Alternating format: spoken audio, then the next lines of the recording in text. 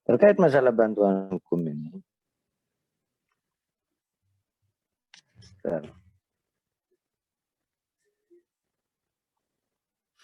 kemarin seingat saya sudah nyampe makna ya. Jadi apa itu pemberi bantuan hukum? Terus apa sih bantuan hukum itu sendiri? Nah, bantuan hukum kemarin kita sudah singgung baik itu pertimbangan, dasar hukumnya, serta siapa sih pemberi bantuan hukum.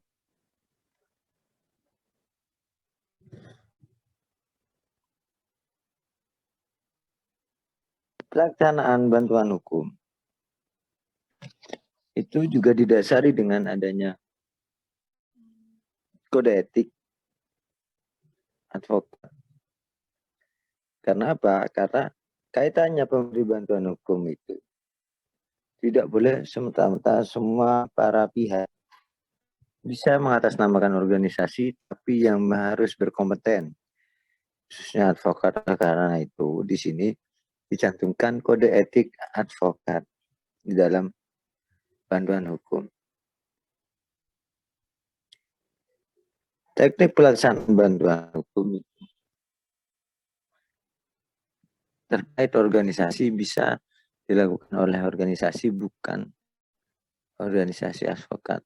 Tapi dalam pelaksanaan pemberian bantuan hukum harus dilaksanakan oleh advokat.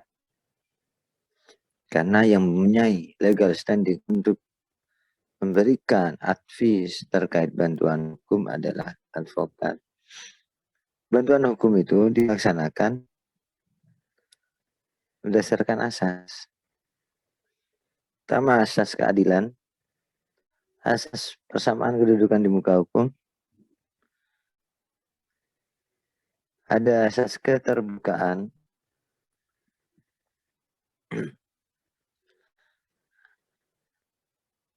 ada asas efisiensi, terus asas efektivitas, lalu asas akuntabilitas. Asas yang utama yaitu asas keadilan. Dasar dari adanya bantuan hukum di sini berdasarkan asas keadilan.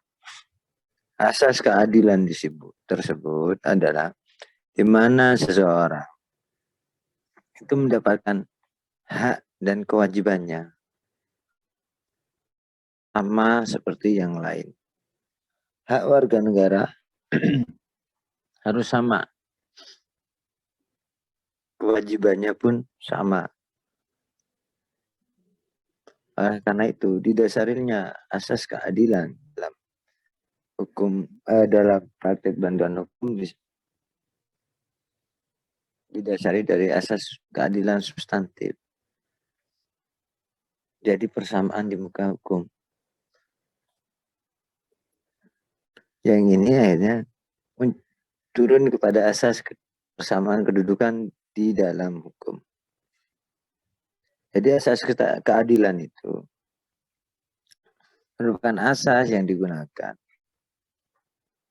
dalam memberikan dalam memunculkan suatu aturan berupa bantuan hukum. Konteksnya bahwa Indonesia ini kan negara hukum. Bantuan hukum itu ada aturan tentang peradilan, baik itu peradilan umum, peradilan militer, maupun peradilan agama, tun, dan sebagainya. Nah, konteks hal ini,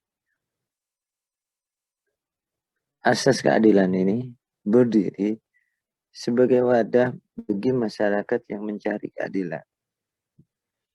Siapa yang bisa mencari keadilan? Semua warga negara. Yang kita tahu hanya kalau nggak punya uang, ya nggak bisa ngajukan ke pengadilan. Biaya perkara mahal. Biaya perkara, biaya advokat. Ada biaya perkara, ada biaya advokat, ada biaya pengacaranya. mau maju sendiri juga tidak bisa. Nah, inilah yang mendasari adanya konteks bantuan hukum. Negara memfasilitasi itu. Berikan syarat kepada organisasi-organisasi bantuan hukum untuk melaksanakan tugas berupa bantuan hukum dengan rasa keadilan itu sendiri.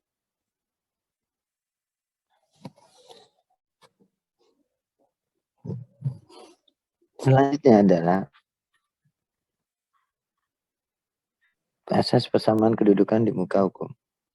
Asas persamaan di muka hukum ini adalah konteks turunan dari keadilan, di mana persamaan di muka hukum itu harus sama. Maksudnya semua orang, baik orang miskin, orang kaya, terus sebagainya, harus sama kedudukannya.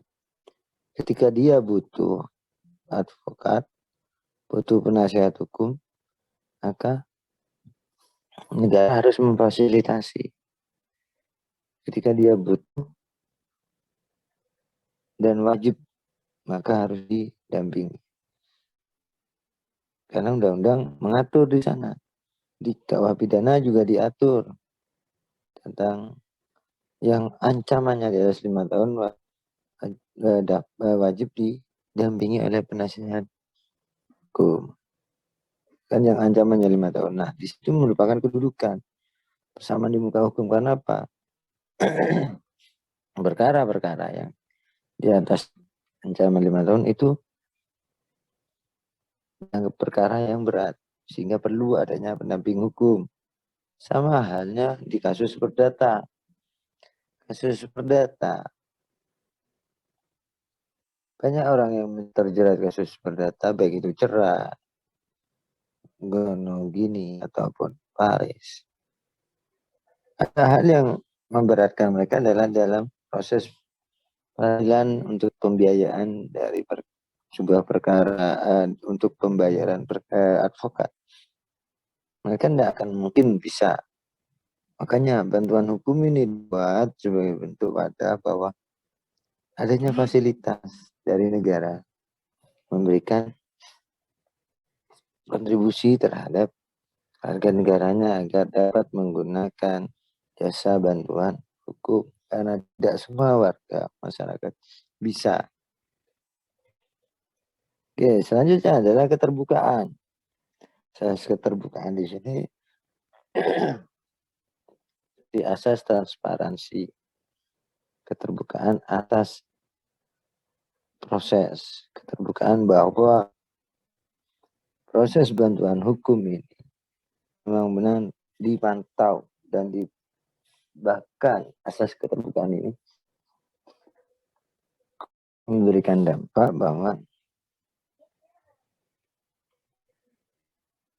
setiap warga negara, masyarakat atau OBH, organisasi bantuan hukum itu, dia punya hak, punya kedudukan, punya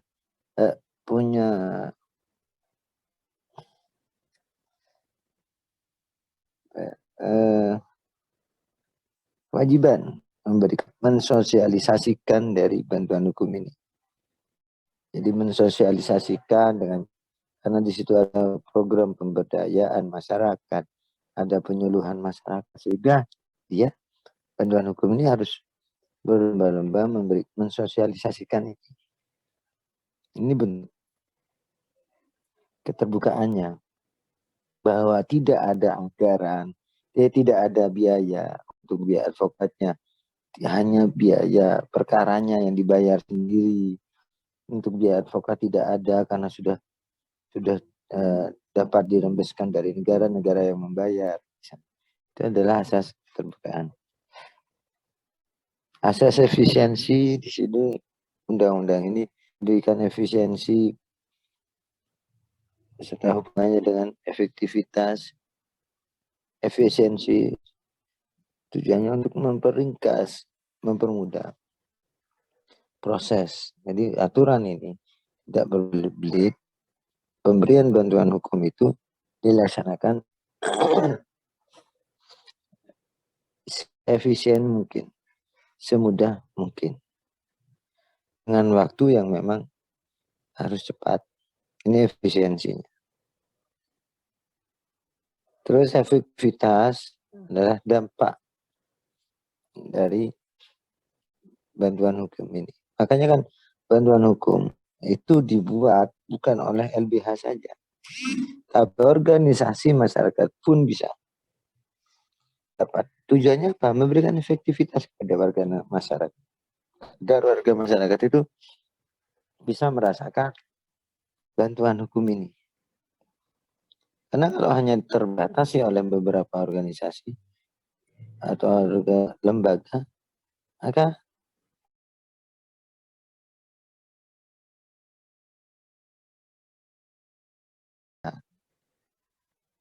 bagi dari pusat, wilayah, provinsi, terus sampai daerah terhadap bantuan hukum, itu tujuannya adalah memberikan efektivitas agar bantuan LBH itu bisa bekerja semaksimal mungkin memberikan efektivitas untuk bantuan hukum.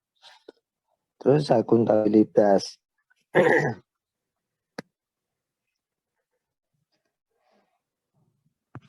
Akuntabilitas itu adalah asas tanggung jawab dalam bantuan hukum.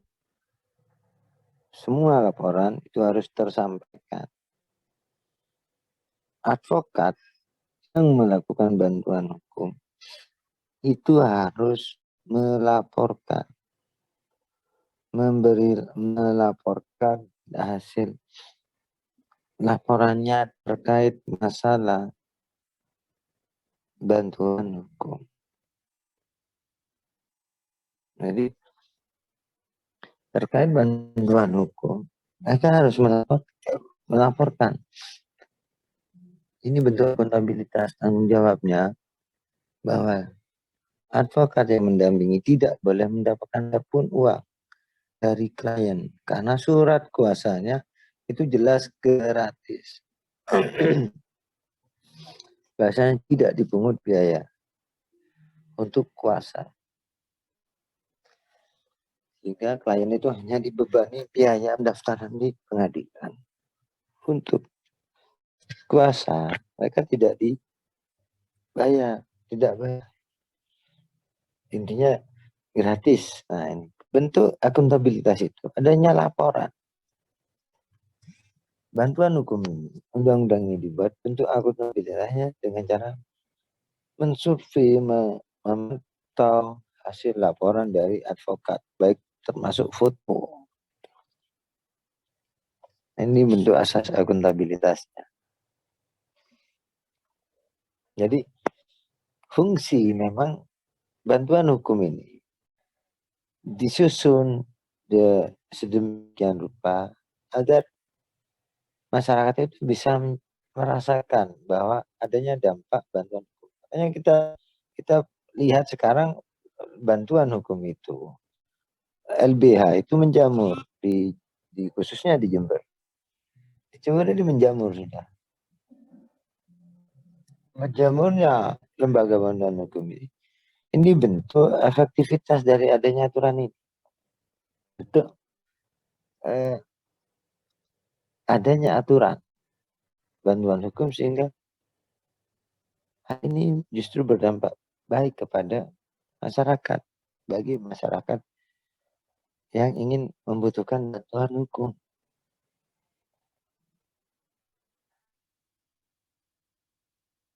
Nah, bukan hanya LBH, juga organisasi masyarakat sudah boleh membentuk, dan yang di dalamnya nanti ada divisi bantuan hukum.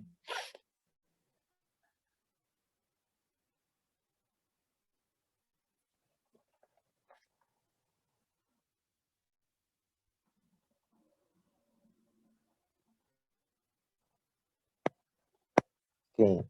Selanjutnya adalah penyelenggaraan bantuan hukum itu dilaksanakan karena menjamin serta memenuhi hak bagi penerima bantuan hukum. Untuk apa? Untuk mendapatkan akses keadilan. Bahasanya akses keadilan. Jadi tujuan dari adanya bantuan hukum ini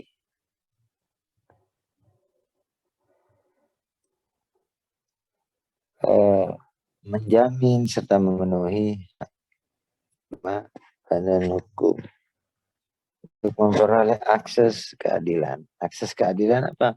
Melalui peradilan, melalui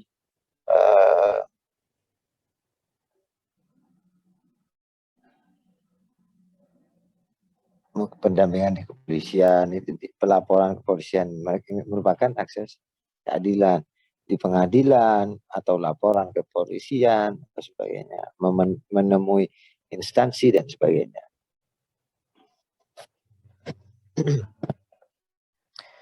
Mewujudkan tujuan dari bantuan hukum ini juga mewujudkan hak konstitusional dari warga negara. Jadi bantuan hukum ini adalah tujuannya juga untuk mewujudkan hak konstitusional dari warga negara. Karena warga negara itu punya hak konstitusional. Prinsip persamaan kedudukan di muka hukum. Itu adalah hak konstitusional. Apa dimaksud hak konstitusional? Karena diatur dalam Undang-Undang Dasar. Diatur dengan di Undang-Undang Dasar. Selanjutnya tujuannya adalah menjamin kepastian penyelenggaraan bantuan hukum. Undang-undang bantuan hukum ini dibuat agar menjamin kepastian atas penyelenggaraan bantuan hukum bisa terlaksana dengan baik. Siapa penerimanya, siapa pemberi bantuan hukumnya. Selanjutnya dapat mewujudkan peradilan yang efektif, efisien, dan dapat dipertanggungjawabkan. Tujuan yang selanjutnya adalah adanya bantuan hukum ini dapat mewujudkan keadilan, dapat mewujudkan peradilan yang efektif, efisien, dan bertanggung jawab. Jadi, kenapa maksud efektif, efisien? Karena ketika ada bantuan hukum, pencari keadilan itu tidak lagi belit-belit A ke B ke C. Tapi jelas, untuk mencari sebuah keadilan, maka harus kita masuk ke dalam sebuah sistem peradilan. Kepada sistem peradilan yang sudah dibuat. Ada peradilan pidana, ada peradilan kepolisian, di tingkat kepolisian, kejaksaan, dan pengadilan. Di perdata langsung kita bisa gunakan sistem peradilan tingkat peradilan umum, agama, atau tun. Nah, ini kan bentuk efektif, efisien, dan bertanggung jawab. Bisa dipertanggungjawabkan. Hasil putusan pengadilan itu dapat ditanggungjawabkan. Perkara yang masuk dalam pengadilan pun itu bisa dianggap efisien dan efektif. Jelas.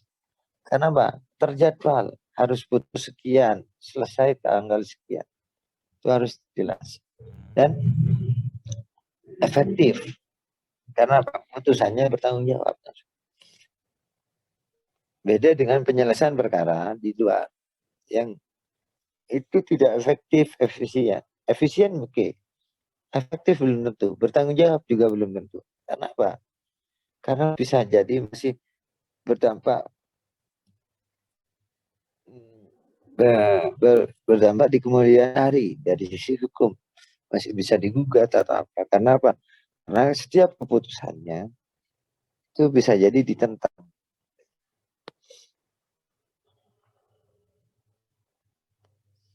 Oke, dari situ ada yang mau ditanyakan dulu?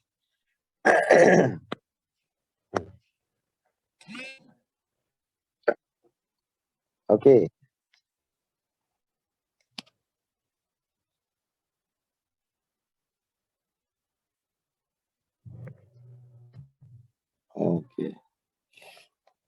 Telat itu soalnya mereka.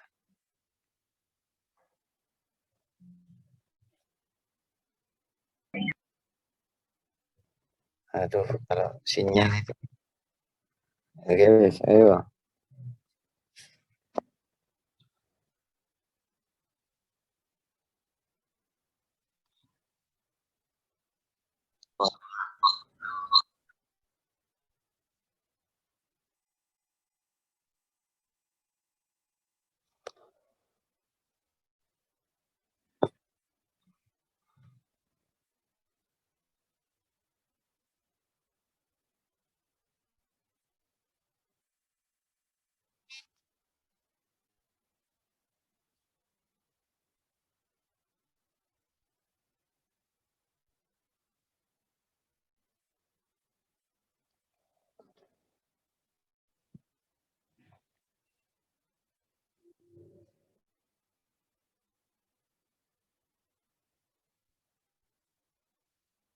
Gimana? Yang kedua pertanyaannya?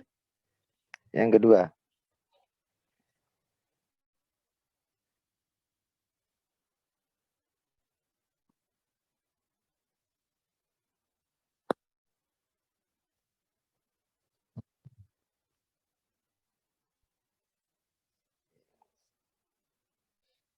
Oke.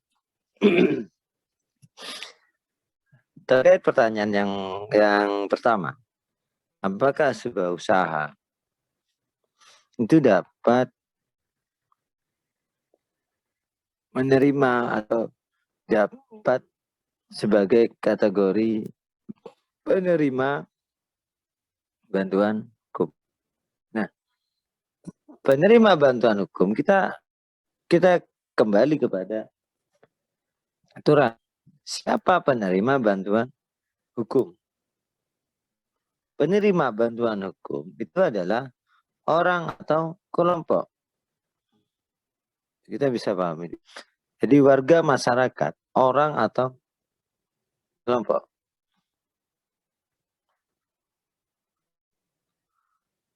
Orang atau kelompok di sana. Ada terusannya. Jadi penerima bantuan hukum adalah orang atau kelompok orang miskin. Nah, kotak ini yang menjadi patokan bahwa bantuan hukum ini bukan diberikan kepada seseorang yang terkategori mampu.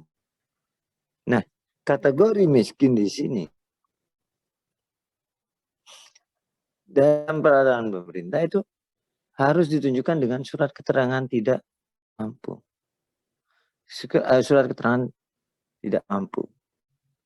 Nah, surat keterangan tidak mampu itu merupakan surat keterangan tidak mampu dari sisi ekonomi yang dikeluarkan oleh kelurahan. Nah, inilah yang menjadi patokan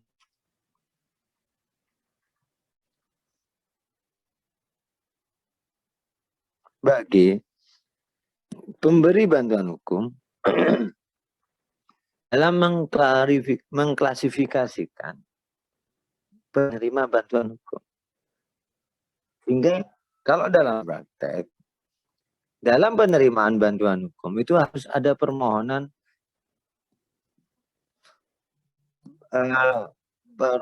bantuan hukum. Jadi permohonan atas penerimaan bantuan hukum. Permohonan itu diambil, diterima,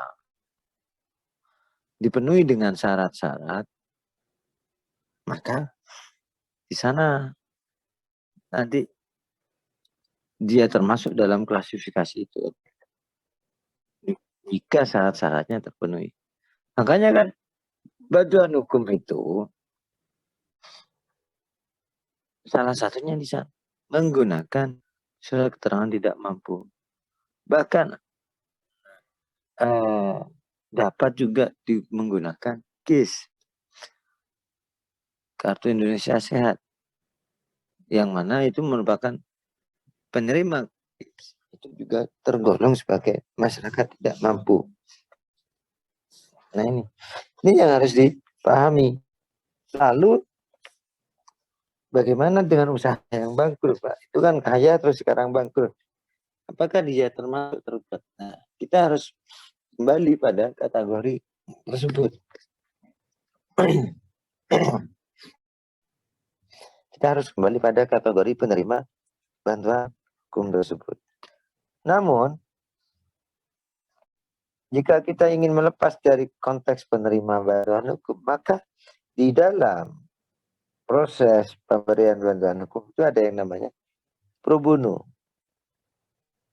Pro bono ini adalah perkara yang ditangani tanpa biaya dan juga tanpa rembesan. Tanpa biaya, tanpa rembesan dari negara. Perlu dipahami bahwa bantuan hukum itu nanti terbagi menjadi dua. Contoh, perkara prodeo dan pro bono. Prodeo itu adalah perkara yang terhadap perkara tersebut. Advokatnya itu bisa merembeskan dana dari negara untuk biaya kuasanya. Ini yang perlu dipahami. Jadi advokat itu bisa dikatakan ya nggak bukan gratis. Dia ketika ada masyarakat miskin membutuhkan bantuan, masuk dalam OBH,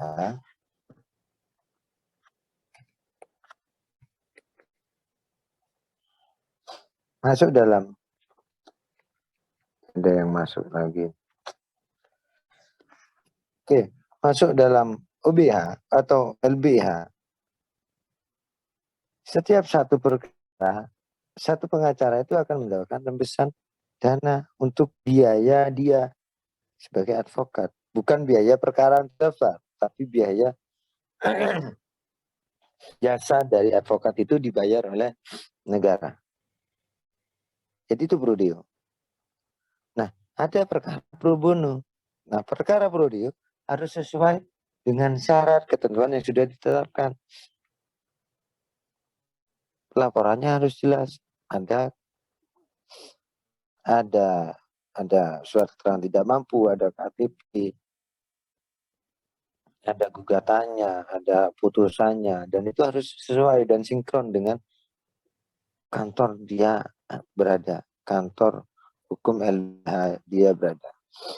Nah, konteks untuk itu prodeo. Jadi bisa dipahami bahwa prodeo, perkara prodeo itu dia bisa dirembeskan dari uang negara, jasanya, jasa dari advokatnya. Lalu bagaimana dengan pro bono? Nah, pro bono ini yang tidak mendapatkan rembesan biaya. Penanganan perkara yang pure itu gratis. Gratis maksudnya 0 rupiah. Tidak dapat dari negara, tidak dapat juga dari klien. Nah, ini pro bono. Nah, pro bono ini sudah disyaratkan kepada LBH itu wajib melaporkan perkara pro bono juga. Nah, ini yang menjadi inisiatif bahwa contoh ketika ada UD, ada sebuah usaha yang bangkrut, terus dia ingin menggunakan jasa advokat di LBH, maka dia bisa menggunakan jasa pro bono itu sendiri. Sedangkan bisa menggunakan jasa pro bono itu di LBH. Seandainya sebuah LBH itu kuota, karena pro bono itu tidak ada minimal satu pro bono harus ada laporan setiap LBH. Nah, sehingga kebanyakan perkara pro bono itu tergolong perkara pro bono yang penerima bantuan hukumnya itu tidak bisa memenuhi syarat misalnya yang sudah ditetapkan, contoh SKTM atau sebagainya, sehingga dia bisa masuk di pro bono.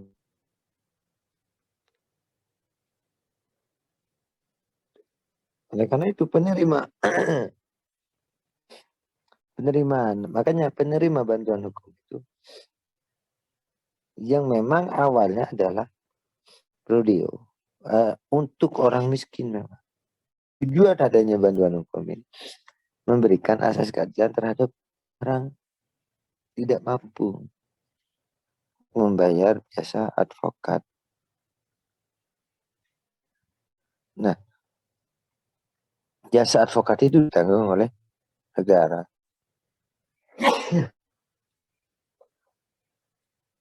Oleh karena itu, kayak usaha itu, ketika dia menunjukkan SKTM, maka dia menggunakan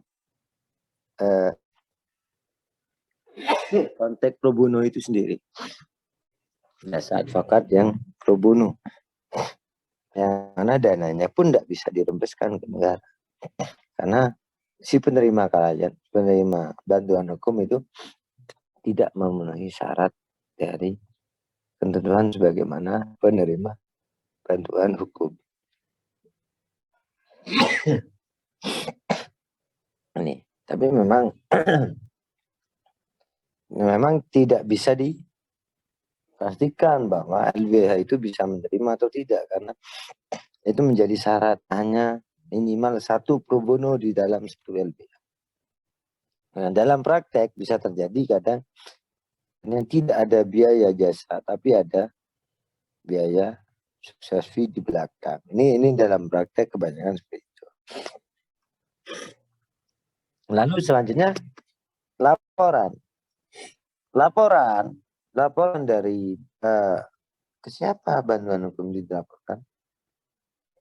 LBH yang terbentuk, OBH yang terbentuk, organisasi bantuan hukum, lembaga bantuan hukum yang terbentuk.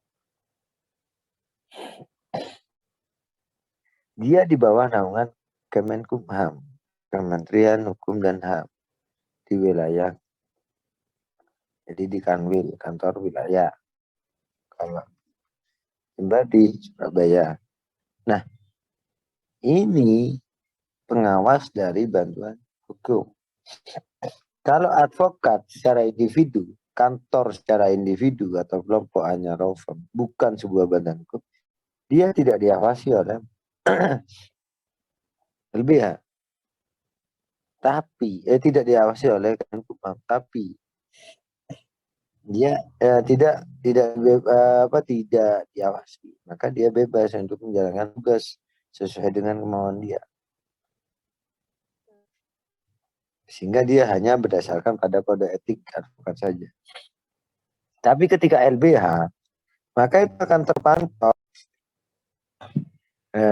laporan, harus melaporkan siapa.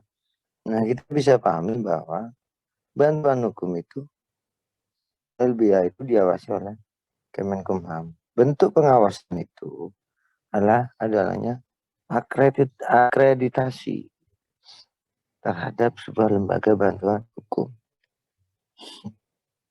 Nah, itulah akreditasi itu yang menjadi dasar dalam apakah lembaga bantuan hukum ini menjalankan tanggung jawabnya. Jadi LBH itu akan bertanggung jawab pada Kementerian Hukum dan HAM, kepada pemerintah. Karena anggaran yang digunakan adalah anggaran negara. Di proses bantuan hukum di sebuah LBH itu bukan hanya memberikan bantuan hukum saja, tapi ada sosialisasi terkait masalah hukum, sosialisasi terkait masalah hukum, pemberdayaan masyarakat terkait masalah hukum. Yang itu anggarannya diberikan oleh negara. Oleh karena itu, bantuan hukum itu, lembaga bantuan hukum bertanggung jawab kepada Kementerian Hukum dan HAM terhadap pemerintah.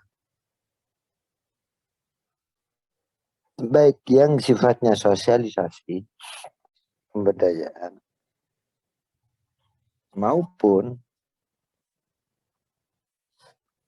yang sifatnya pemberian bantuan hukum, baik pro bono maupun pro deo.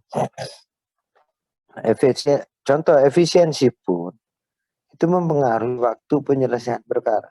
Diusahakan secepat mungkin. Nih, jadi diusahakan secepat mungkin, target 1 tahun selesai. Sebelum 1 tahun selesai. Jadi ketika menerima perkara, untuk efisiensinya dan tidak boleh terlalu lama, harus putus. Dan itu dipertanggungjawabkan. Makanya termasuk surat kuasa pun itu dipertanggungjawabkan kepada Kemenkumham. Kenapa? Itu dilaporkan setiap perkara yang masuk. Setiap perkara yang masuk langsung dilaporkan ke Kemenkumham. Khususnya saat ini dengan online. Data A, data B, nomor HP-nya siapa, foto harus dilampirkan, surat keterangan tidak mampunya harus dilaporkan, di-scan, dilaporkan ke Kemenkumham untuk divalidasi. Tuh, jadi ada pelaporannya sehingga LBH itu di bawah naungan Kemenkumham. Oke, dari sini ada yang ditanyakan dulu lagi.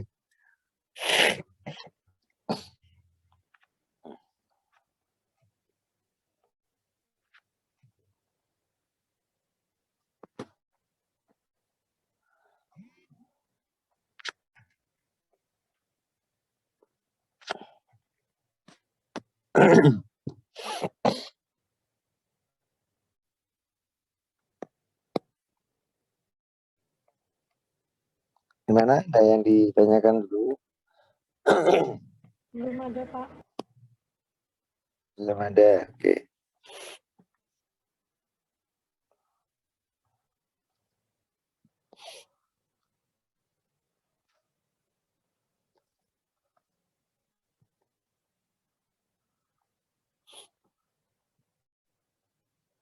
Oke, berarti kita lanjut.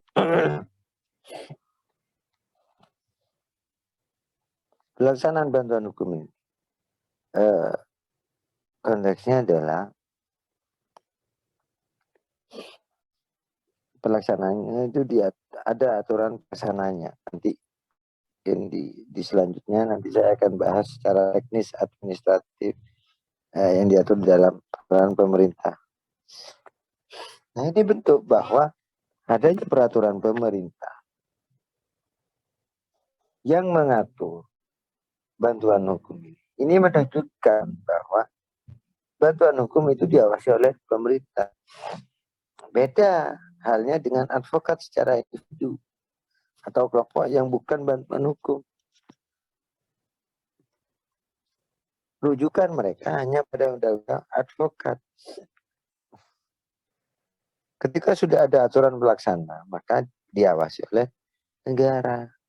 Peraturan pemerintah, berarti pemerintah ikut campur di sana. Ini bukti bahwa bantuan hukum, lembaga bantuan hukum diawasi oleh pemerintah. Beda dengan advokat secara individu.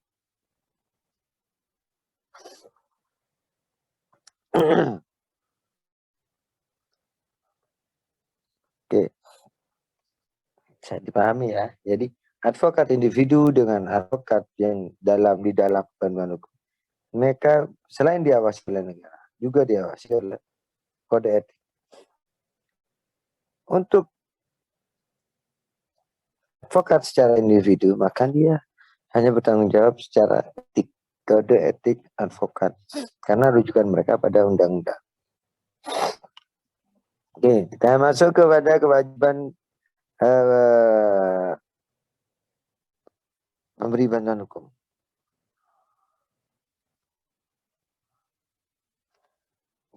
Memberi bantuan hukum ini sama halnya tadi yang sudah ada pertanyaan.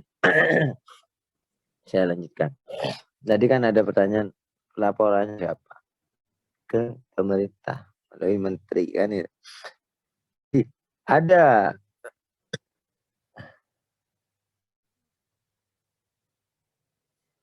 kewajiban dari pemberi bantuan hukum. Yang pertama adalah melaporkan kepada menteri tentang program bantuan hukum. Nah ini bentuk tadi seperti yang saya sampaikan, ada pelaporan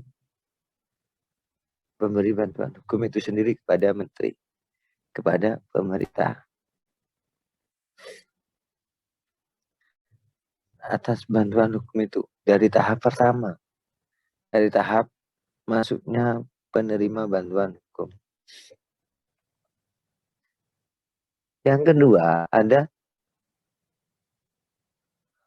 melaporkan setiap penggunaan anggaran. Nah, jadi ada pelaporan atas penggunaan setiap anggaran negara. Yang mana ketika anggaran negara itu dipergunakan untuk pemberian bantuan hukum. Semua dilaporkan. Tadi kita konteks yang pertama, kewajiban yang pertama dia harus melaporkan pada menteri tentang programnya, program bantuan hukumnya. Salah satunya termasuk LBH-nya, lembaga bantuan hukumnya. Termasuk lembaga bantuan hukumnya. Nah,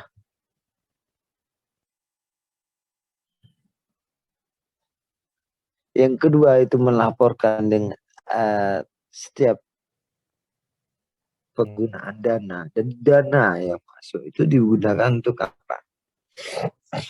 Kenapa ada makna setiap penggunaan dana? Karena ada klasifikasi. Akhirnya seperti pemerintah. Kita pahami bahwa LBH ketika di bawah nama negara, maka harus ada laporan anggaran, laporan pertanggungjawaban. Dana A. Karena setiap LBH itu punya ada kriteria tersendiri. Contoh akreditasi A, B dan C.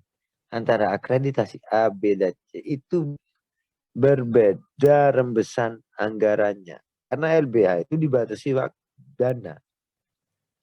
Contoh akreditasi C, dia mendapatkan sekian kasus yang ternilai dari 100 juta. Maka yang B, akreditasi B dapat 200. Yang A dapat 300. Seperti itu. Dan setiap anggaran itu harus dilaporkan. Dan makanya ada pelaporan setiap penggunaan anggaran. Jadi ada jatah yang sudah diberikan setiap LBH. Sehingga setiap penggunaan anggaran itu harus dilaporkan. Untuk sosialisasi berapa, untuk pendampingan non-litigasi berapa, untuk pendampingan litigasi berapa. Itu harus dilaporkan.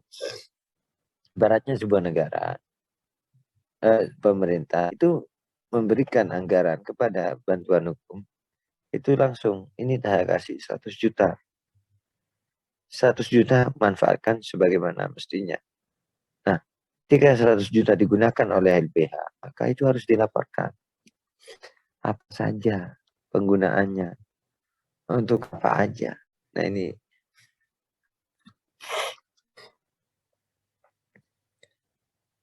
Yang C ya, yang ketiga adalah menyelenggarakan pendidikan bantuan hukum. Jadi menyelenggarakan pendidikan ataupun pelatihan bantuan hukum. Jadi bagi advokat. atau paralegal, dosen, mahasiswa, fakultas hukum. Nah,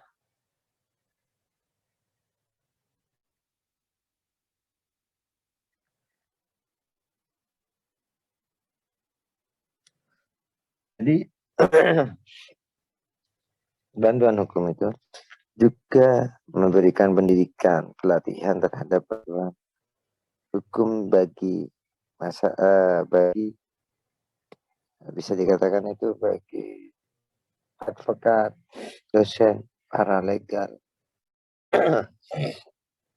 ataupun mahasiswa, contohnya yang magang, maka yang direkrut, jadi dia bisa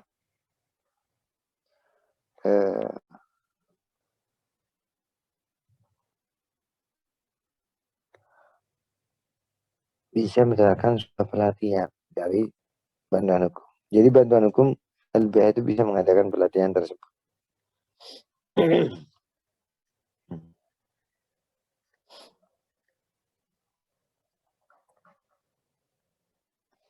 Kebanyakan pelatihan atau pendidikan itu dilaksanakan oleh LBH kepada yang sudah terrekrut di sana. Contoh seperti seminar dan sebagainya. Bentuknya seperti seminar. Kebanyakan seperti seminar. Yang keempat adalah menjaga kerahasiaan data, informasi,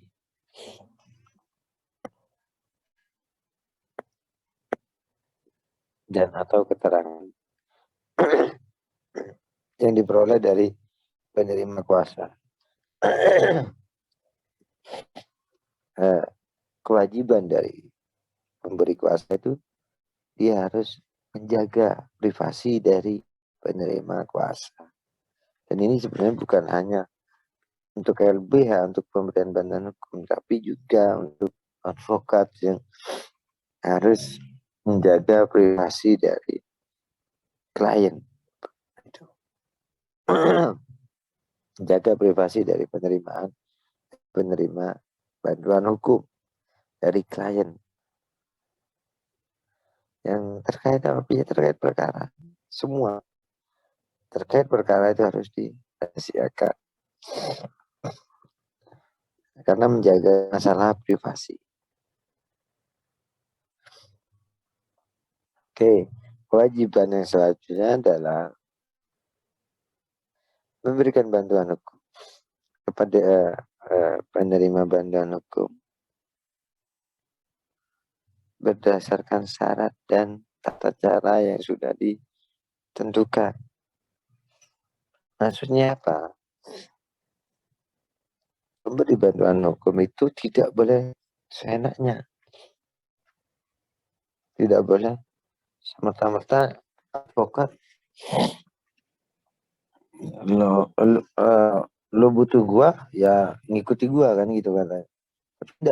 Tidak boleh seperti itu. Ketika khususnya di bantuan hukum, maka dia harus ada target waktu, harus ada laporan yang harus disampaikan, perkaranya nyampe mana. Sudah putusnya harus sesuai dengan waktu. Jika tidak, maka dia tidak, rembesannya akan ditolak. Tidak akan muncul anggaran rembesan dana.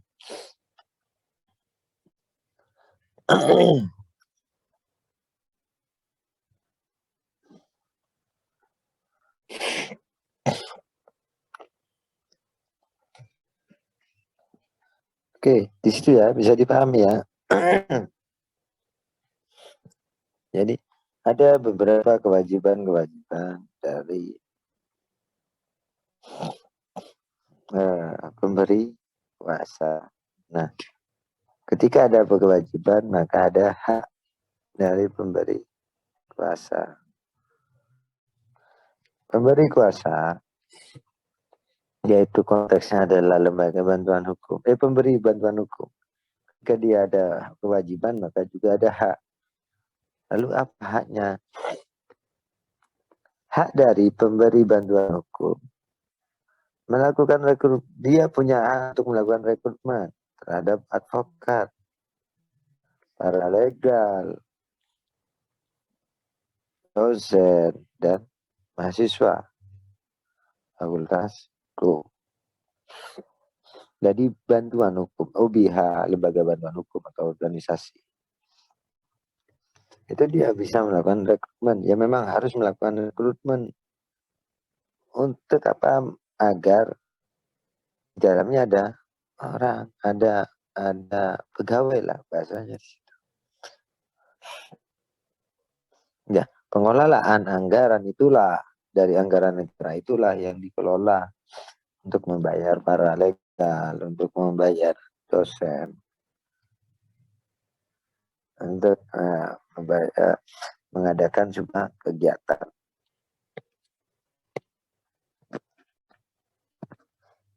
Hak yang selanjutnya adalah punya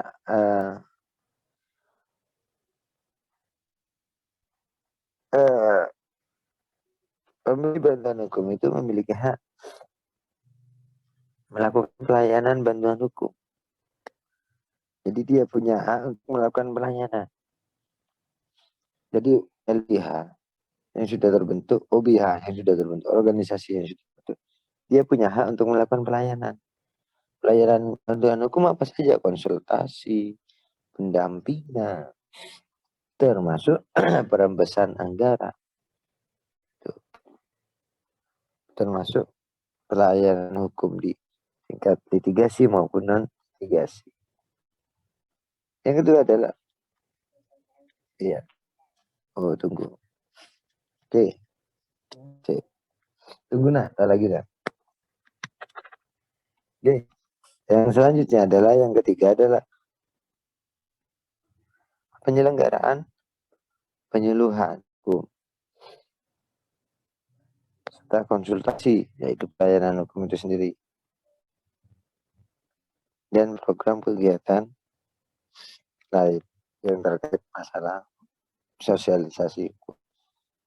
Jadi hak dari pemberi bantuan hukum, dia bisa menyelenggarakan penyuluhan, dia bisa menyelenggarakan konsultasi, sosialisasi itu sendiri terkait masalah hukum. Hal yang keempat itu adalah menerima anggaran dari negara. Nah ini yang penting. Kebanyakan LBH itu memang dibuat tujuannya dengan ini. Jadi sebuah LBH itu akan terakreditasi. Ini perlu dipahami, sebuah LBH itu sudah mendapatkan dana anggaran dari negara untuk melaksanakan sebuah kegiatan. Nah, anggaran ini dilakukan, diberikan kepada LBH yang sudah terakreditasi. Kalau yang belum terakreditasi belum dapat, biasanya bukan biasanya, memang seperti itu. Jadi harus terakreditasi dulu. Tahapan nanti kita bahas pemberi bantuan hukum secara peraturan pemerintah seperti apa. Itu ada tahapan bahwa bantuan LBH itu diberikan, dapat dilakukan. Dia ketika dibentuk dia tidak langsung mendapatkan anggaran, tapi dia harus memenuhi syarat dulu. Sampai 2 tahun setelah divalidasi lulus, maka akan mendapatkan anggaran untuk LBH baru. Jadi LBH baru harus lolos validasi dulu, lolos verifikasi dulu selama 2 tahun.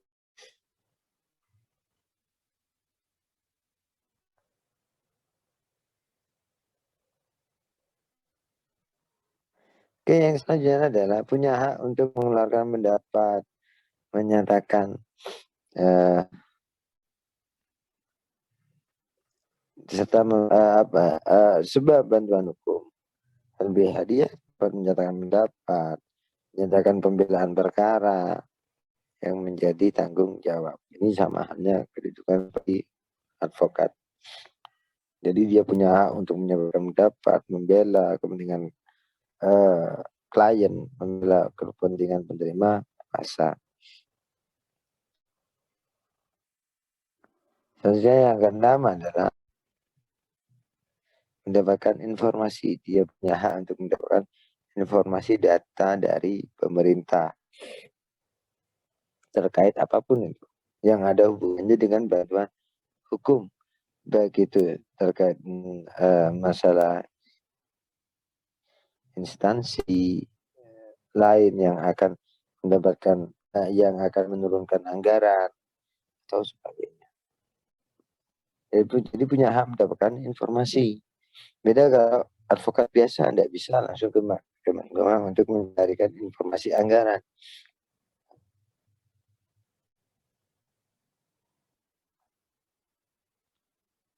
Yang terakhir adalah mendapatkan perlindungan.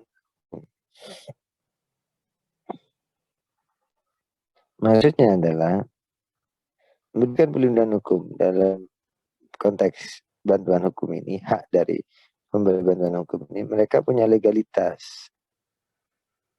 Jadi punya legalitas dalam menjalankan tugas, menjalankan pemberian bantuan hukum. Oke, dari situ dulu. Besok kita lanjut ke menerima bantuan hukum. Ada yang mau ditanyakan? Karena saya masih mau antar anak sekolah.